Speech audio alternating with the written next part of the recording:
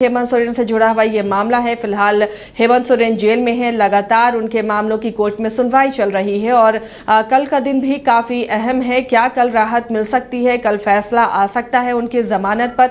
लगातार इसे लेकर अलग अलग कोर्ट में याचिकाएं दायर की जा रही हैं। नीरज हमारे साथ हैं। नीरज, कल का दिन काफ़ी अहम है हेमंत सोरेन के लिए। कल उनके जमानत मामले पर फैसला आ सकता है। क्या कुछ कल कोर्ट की कार्रवाई रहेगी?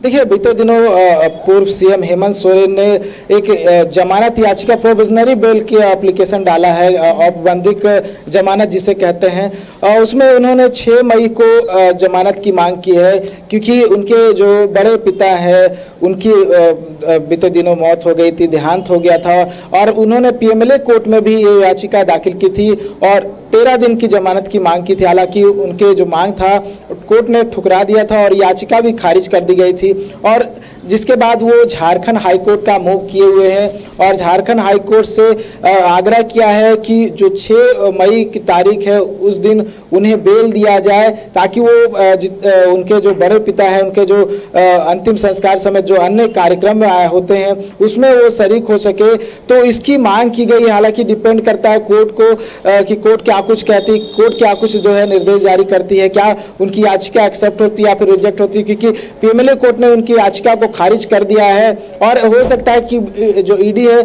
उसकी ओर से बहुत सारे ऐसे पॉइंट्स जो है वो रखे जाए, विरोध किया जाए। लेकिन डिपेंड करता है कि हेमंत सोरेन की ओर से क्या कुछ पक्ष रखा जाता है, क्योंकि जो पिछले सुनवाई हुई थी पीएमएलए की विशेष अदालत में उसमें उन्होंने आधार दिया था कि अगर वो बेल पर बाहर आते हैं तो इंटरनेट वगैरह, फोन कॉल वगैरह मीडिया के सामने वो बाइट नहीं देंगे। इस तरह की तमाम बातें जो है निकलकर सामने आई थी और संभवतः लग भी रहा था कि संभवतः ईडी जो है विरोध नहीं करेगी, लेकिन ईडी की ओर से विरोध जो है वो किया गया था और बाद में याचिका खारिज हो गई थी। तो संभवतः कल इसी तरह की बात जो है हेमंत सोरेन की ओर से जो उनके अधिवक्ता है वो रखने की कोशिश करेंगे झारखंड हाईकोर्ट में जब उनकी सुनवाई होगी, क्योंकि उन्होंने 6 मई को जमानत की मांग की है और वो चाहते हैं कि जो उनके बड़े पिता है राधाराम सोरेन उनके जो अंतिम संस्कार के जो कार्यक्रम है उसमें सम्मिलित हो। तो देखने वाली बात होगी कि झारखंड हाईकोर्ट क्या कुछ निर्देश जारी करता है, क्या जो पीएमएलए कोर्ट से याचिका उनकी खारिज हो गई है झारखंड हाईकोर्ट में एक्सेप्ट होता है कि या नहीं होता है। आसिया,